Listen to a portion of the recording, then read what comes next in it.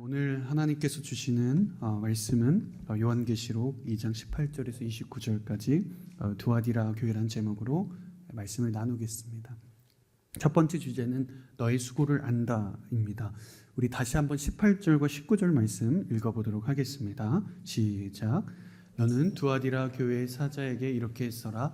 눈이 불꽃 같고 발이 청동처럼 빛나는 하나님의 아들이 이렇게 말씀하신다.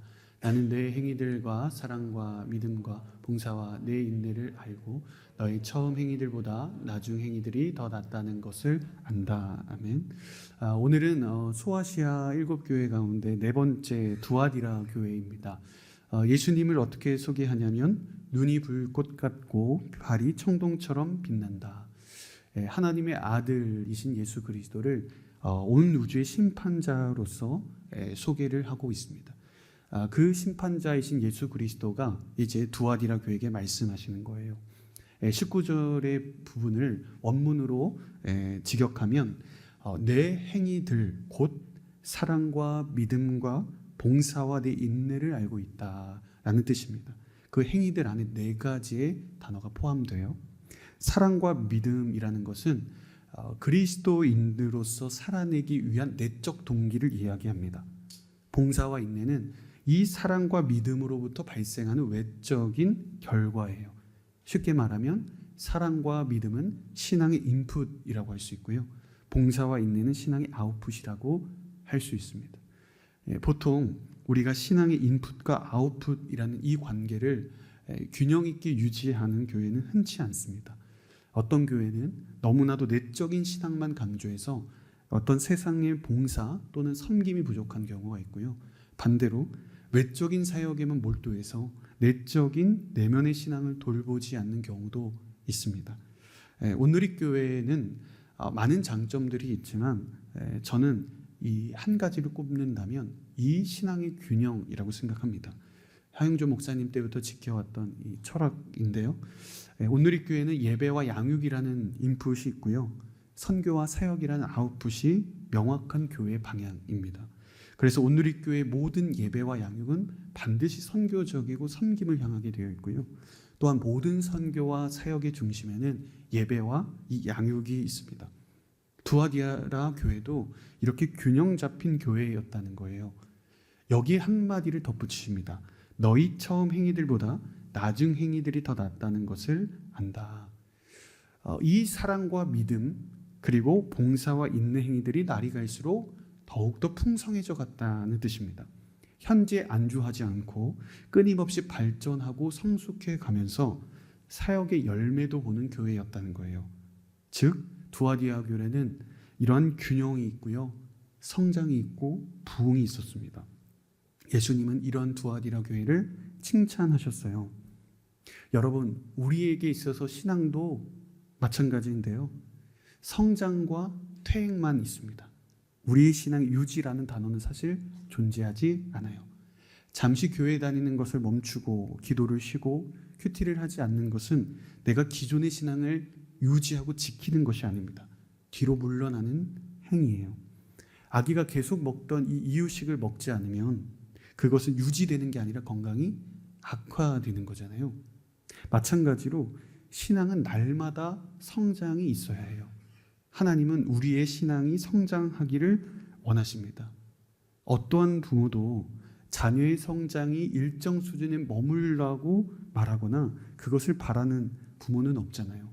부모는 끝까지 자녀의 성장과 성숙이 이루어지기를 원합니다. 여러분들의 10년 뒤, 20년 뒤에 여러분들의 신앙의 수준은 어디에 있을까요?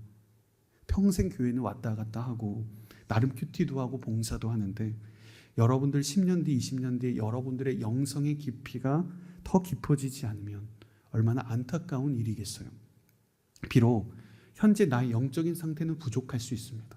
그러나 연차가 쌓이면서 하나님의 음성을 명확하게 듣고 하나님의 말씀으로 직접 인도함을 받고 성령의 음성을 듣고 삶 속에서 하나님에 대한 간증을 끊임없이 말할 수 있는 어떤 그런 신앙생활을 여러분 원치 않으세요?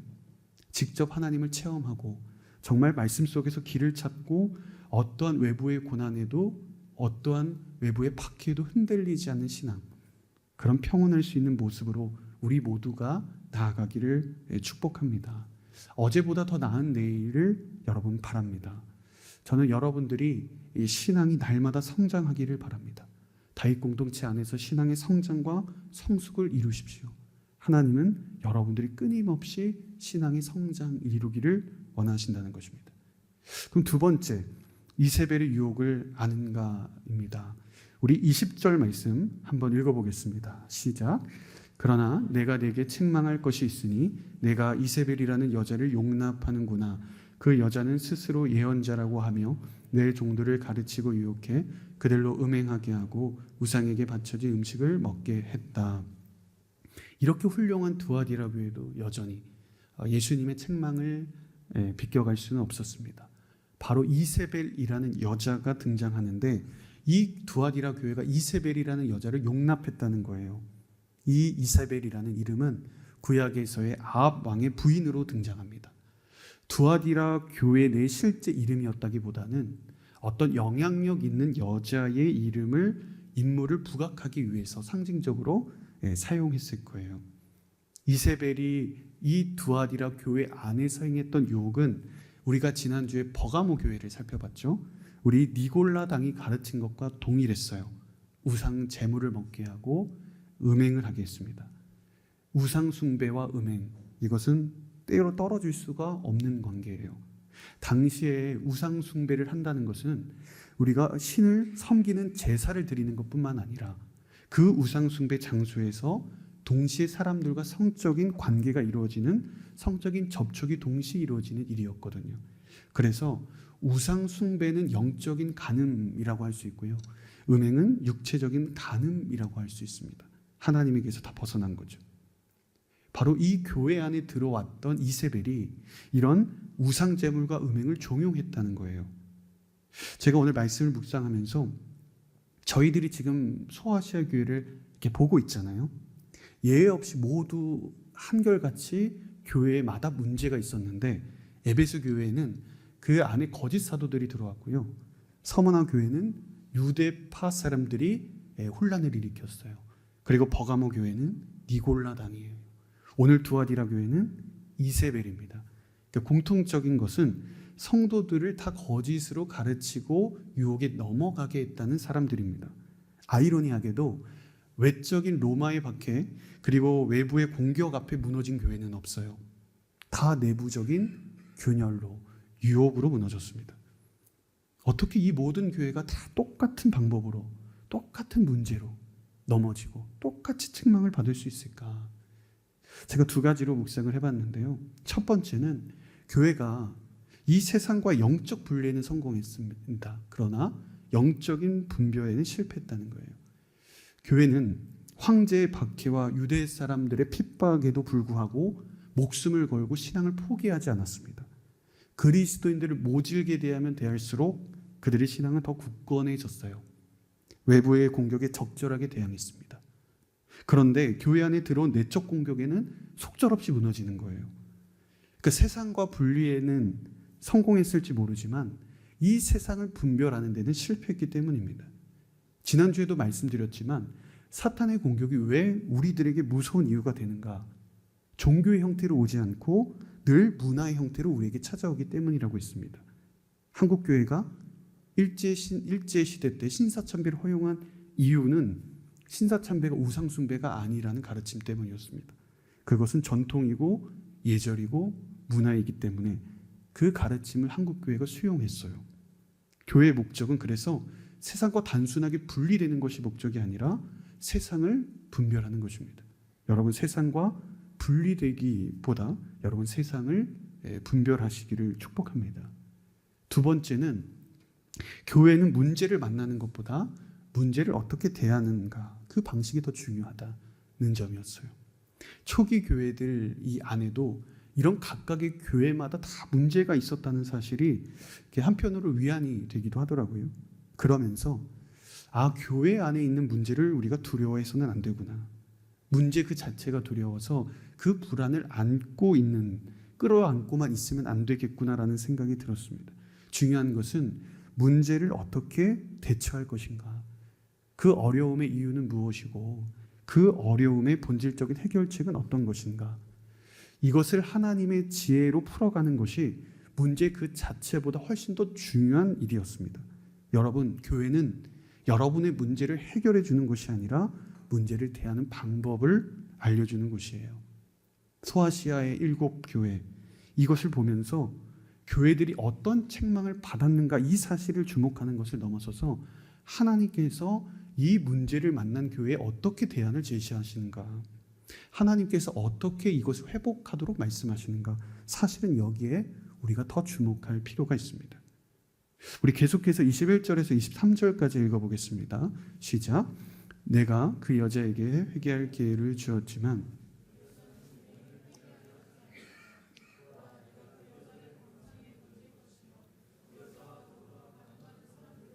그 여자의 행위에서 돌이키지 않으면 큰 환난에 던질 것이다. 또 내가 그 여자의 자녀들을 사망으로 죽일 것이다. 그러면 모든 교회가 내가 생각과 마음을 살피는 이임을 알게 될 것이다. 내가 너희의 행위대로 각 사람에게 갚아주겠다. 아멘. 주님은 이세벨에게 기회를 주셨다고 분명히 말씀하십니다. 하나님은 우리에게 절대로 경고 없이 심판하시지 않습니다. 돌이킬 수 있는 기회를 항상 주세요. 그래서 하나님께서 우리들에게 회개할 기회를 촉구하시는 것은 반대로 우리에게 기회가 남아있다는 뜻이에요. 비록 하나님께서 소아시아 7교회들을 각각 책망하셨지만 사실 책망이란 단어 안에는 그래서 희망이라는 단어가 담겨 있는 거예요. 여러분, 주님이 주시는 기회를 붙잡으셔야 합니다. 주님이 회개를 요구하시는 것은 나에게 기회가 남아있는 거예요. 지금 이세벨은 그 마지막 돌이킬 시간을 스스로 떠나보낸 것입니다. 하나님 오래 참으시지만 끝까지 참으시지는 않습니다. 여러분, 주님께로 속히 돌아오기를 축복합니다. 본문에 따르면 이 두아디라 교회 안에 이세벨의 영향력이 상당했던 것 같아요. 그러면 왜 이세벨이라는 사람이 두아디라 성도들 안에 이렇게 깊이 침투하게 되었을까? 당시 역사적 배경을 조금 더 살펴보면 좋습니다. 이 두아디라 교회는 무역협동조합이란 길드가 굉장히 왕성했던 도시였어요. 여러분, 길드가 발달했다는 것은요, 그 도시의 사회적, 경제적 수준이 과거와는 다르게 상당히 발달했다는 것을 말합니다.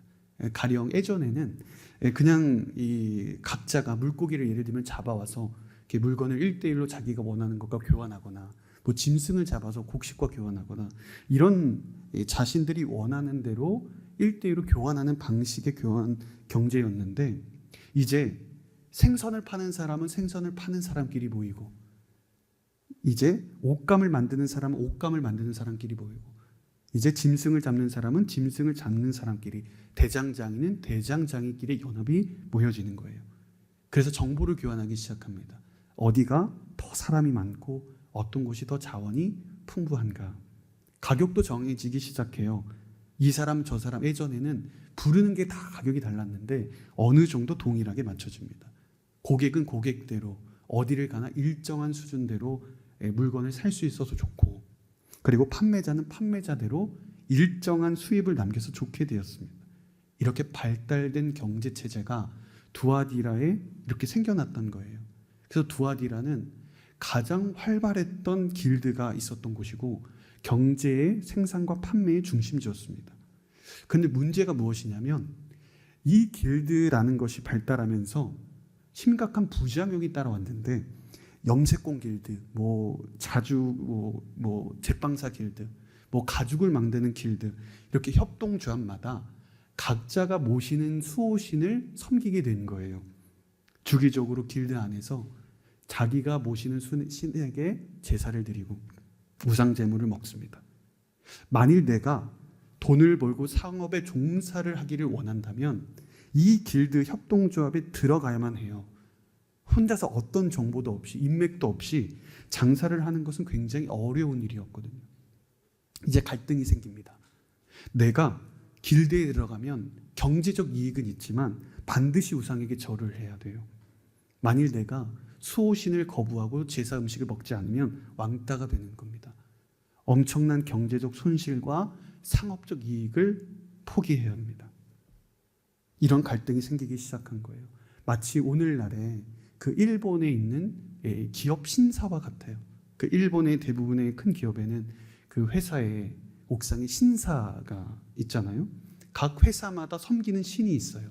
그래서 시무식 때도 신사를 방문하고 뭐 특별한 주기적으로 어떤 일이 있을 때마다 회장부터 말단 직원까지 신사에 가서 신사 방문을 합니다. 만일 내가 신사 참배를 거부하면 뭐 일본 사람들이 대놓고 말은 안 하겠지만 소위 이지매를 당할 확률이 굉장히 높은 거죠. 일본에서 회사와 그 지켜주는 신은 뗄래야 뗄 수 없는 관계예요. 지금 두아디라가 바로 이런 상황이었다는 거예요.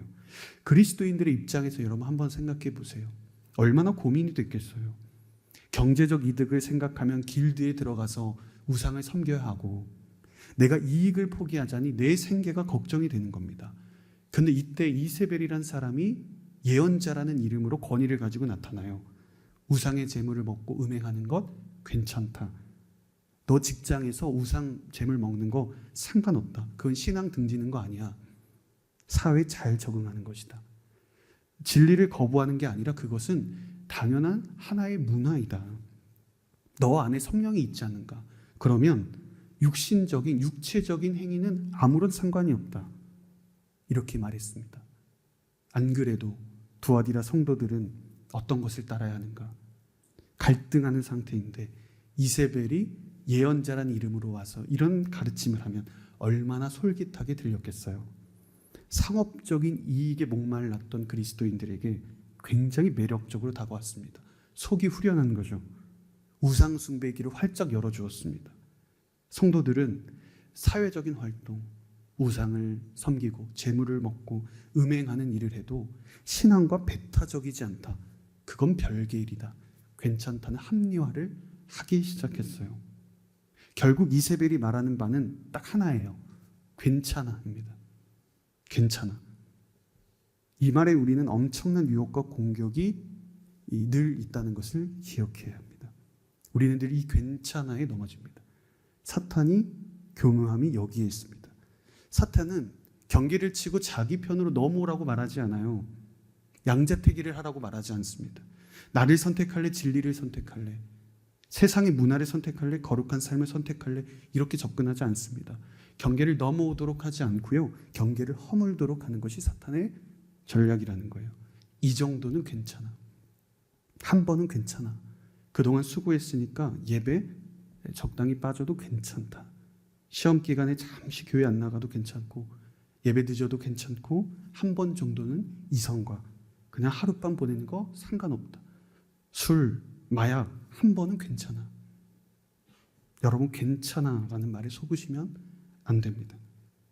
여기에 교사로 섬기는 분들도 계시겠지만 우리 스스로가 예배에 대한 소중함이 없고 예배 시간에 대한 감각이 없는데 학생들이 시험 기간에 예배에 빠지고 교회에 빠진다고 하면 우리가 학생들에게 뭐라고 가르칠 수 있겠어요? 내가 세상과 늘 구별 없이 살면서 아이들에게 예수님만 따르라고 말할 수 있겠습니까? 괜찮아라는 말에 경계를 허물고 세상과 어떤 트러블 없이 편안하게 살아왔으면서 그리고 고난을 견디고 유혹을 견디며 크게 싸워본 적도 없고 끝까지 씨름한 적도 없는데 여러분 나중에 자녀들에게 그 정도도 못 참고 인내를 못하고 있냐라고 말할 수 있겠습니까? 여러분 진리에 더 굳게 서셔야 합니다. 경계를 더 명확하게 하셔야 합니다. 그래야만 우리는 영적으로 올바르게 분별하고 살아갈 수 있습니다. 지금 두아디라 성도들이 사탄의 유혹에 넘어진 것은 외적인 핍박이 아니에요. 괜찮아라는 반복된 말이 공동체를 무너지게 한 것입니다.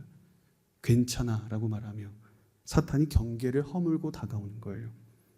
그런 사탄을 그대로 내버려 두었습니다. 이것이 온 교회의 근간을 다 무너지게 하는 치명적인 일이 되었습니다.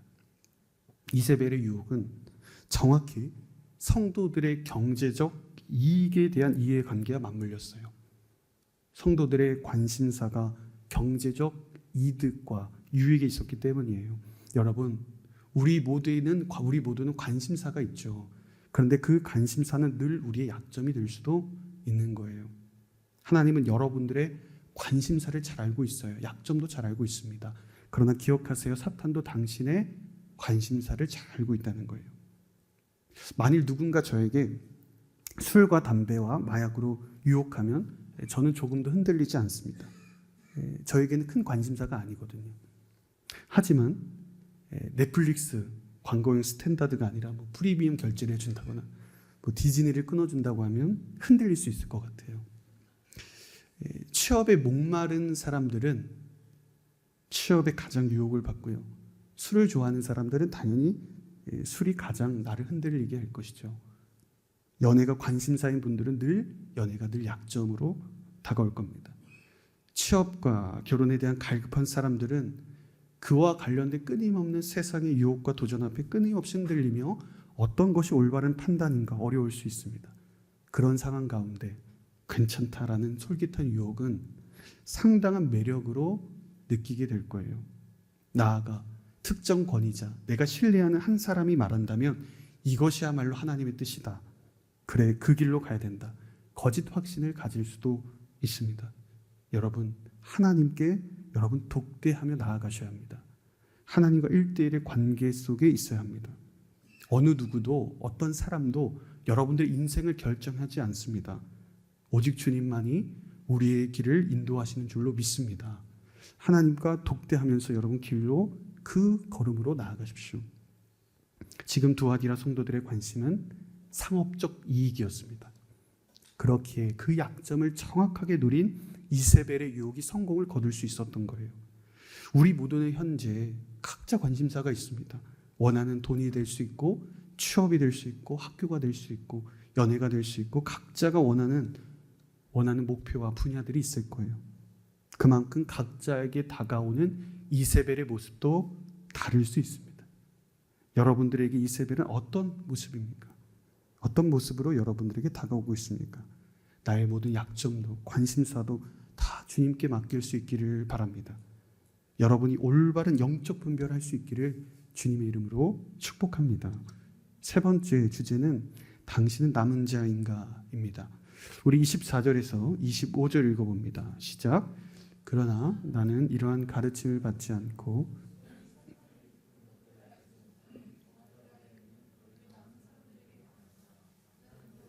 다른 아무 짐도 지우지 않을 것이다.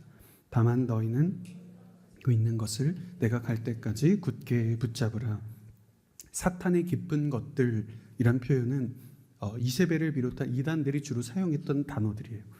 이세벨과 그의 추종자들은 사탄의 깊은 것들을 알아야만 한다라고 했습니다. 그의 논리는 무엇이냐면 죄악의 깊이를 실질적으로 다 체험해 봐야 은혜의 깊이를 알 수 있다는 거짓 논리였어요. 그러니까 사탄의 깊은 것을 경험해도 성령이 내 안에 있으면 어떤 육체적인 타락도 상관이 없다고 말했습니다. 이것은 독약의 메시지예요. 여러분, 도둑질을 해봐야 도둑의 마음을 이해하고 마약을 해야 회복의 은혜를 알고 간음을 해봐야 용서의 깊이를 아는 게 아니죠. 세상의 죄를 지어봐야 그들을 이해할 수 있다고 말하는 그것은 그냥 죄를 짓고 싶은 그냥 자기 합리화에 불과한 거예요. 저는 신학을 조금 일찍 한 편이어서 그래도 가끔 오랜 방황하다가 뒤늦게 회시원 목사님들을 보면 부러운 적이 있었어요. 그러면 간증할 것도 많고 그 세상에 대한 후회가 없을 것 같다는 생각이 들었거든요. 그런데 기도하는 가운데 어느 날 이런 마음을 주셨어요. 내가 방황하는 사람을 내가 돌이켜서 내가 그들을 사용하고 내가 쓰지만 마찬가지로 내가 너의 거룩함을 유지한다면 내가 너를 더욱 사용하리라. 세상을 더 알아야만 하나님께 쓰임받는 것이 아니라 세상과 구별된 거룩함이 하나님께서 쓰시기에 더 거룩한 통로라는 것을 깨달았습니다. 마찬가지입니다. 하나님은 여러분들의 거룩함을 사용하실 것입니다. 세상의 악과 타협하지 않고 그런 자신을 깨끗하게 하는 정결함을 통해서 여러분은 하나님께 쓰임받는 도구가 될 것입니다. 주님께 쓰임받는 여러분 되기를 축복합니다. 주님은 두아디라의 남은 사람들에게 말씀하세요. 나는 너에게 아무 짐도 다른 아무 짐도 지우지 않을 것이다. 오직 한 가지의 짐이 있어요. 그 짐은 예수의 이름을 짊어지는 짐입니다. 예수님이 다시 오실 때까지 지고 가야 할 짐이에요. 근데 이 짐은 그리 가볍지 않아요. 왜냐하면 이 짐의 다른 말은 사실은 경제적인 손실이거든요. 그 짐을 지고 가야 되는 거예요. 지금 두아디라에 남은 사람들은요, 이세벨의 가르침을 쫓지 않고 길드에 가담하지 않는 사람들입니다. 협동조합에 가입하지 않는다? 사회적으로 엄청난 손해를 보고 물질적 피해를 봐야 되는 상황이에요. 생계가 걱정되는 상황입니다. 두아디라 성도들은 이 짐을 메고 가야 되는 거예요. 겉으로 드러난 표현들은 참 멋있습니다. 남은 사람들, 예수의 이름을 부르는 사람들, 지고 가는 사람들, 승리한 사람들, 끝까지 지키는 사람들. 그런데 그 안에서, 이 현실 속에서 이것을 딛고 손해를 보고 피해를 보면서 살아가야 되는 성도들에게는 그 명칭들은 화려하면 보이지 않아요. 엄청난 손해와 손실을 안고 살아가야 되는, 늘 갈등을 해야 되는 상황이에요. 근데 예수님께서 어떤 축복을 하시는가? 26절에서 우리 29절까지 한번 읽어보겠습니다. 시작. 이기는 사람과 내 일을 끝까지 지키는 사람에게는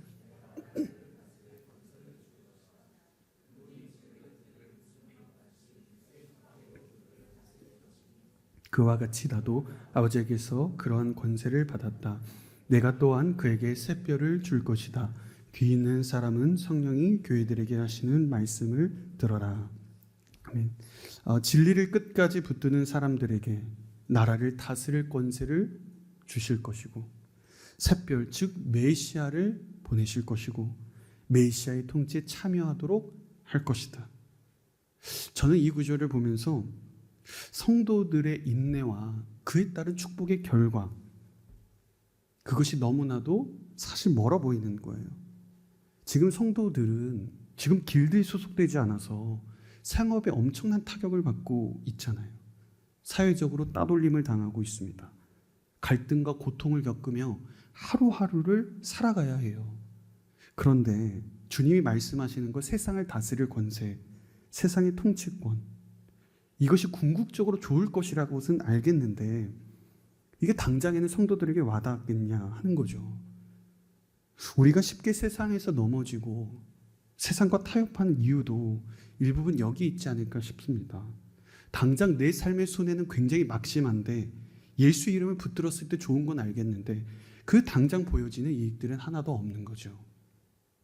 만일 제가 성경을 썼다면, 만일 저라면 성도들이 이러한 세상적 손해를 감수하면 내가 100배, 10배, 1000배의 수익을 남겨주겠다, 갚아주겠다. 내가 당장 세상의 높은 자리에 앉게 해서 이세벨과 그녀의 추종자들을 부끄럽게 하겠다, 더 성공하게 하겠다. 세상이 부끄럽지 않도록 내가 너를 반드시 성공하게 하고 높은 자리에 앉히겠다. 저라면 이렇게 썼을 것 같아, 이렇게 말했을 것 같아요. 그러면 더 많은 사람들이 쉽게 예수님 믿지 않았겠어요? 그러면 더 교회 성장하기 쉬울 거잖아요. 그러면 그렇게 당장의 고통과 고난을 겪을 이유가 없잖아요. 그런데 주님은 그렇게 말씀하시지 않으셨어요. 너의 손실을 내가 몇 배로 갚아주겠다. 그 손에 내가 몇 배로 보상해주겠다. 내가 너가 메고 가야 할 짐 가볍게 해주겠다. 이렇게 말씀하시지 않았다는 거예요. 오히려 너가 감당해야 할 짐을 지고 가라. 세상적으로 손해를 보더라도 그 길을 걸어가라. 때로 사람들이 손가락질하고 어리석다고 말하고 내 이름만 붙잡은 것이 정말로 이게 멍청한 일이라고 말할지라도 그래도 내 이름 붙들고 가라. 사회적으로 따돌림을 당할지라도 너는 내 사명을 끝까지 지켜라. 이렇게 말씀하세요. 예수님이 주시는 권세, 주님이 다시 오실 때 그 영광, 그것이 우리에게 어떤 모습으로, 어떤 의미로, 어떠한 축복일지 정확하게 알 수는 없습니다. 그러나 한 가지 분명한 것은 당장 주어지는 그 어떠한 세상의 가치보다 비교할 수 없는 축복이 될 것이라는 사실입니다. 하나님은 늘 우리에게 최고의 것을 주시는 분이시기 때문이죠.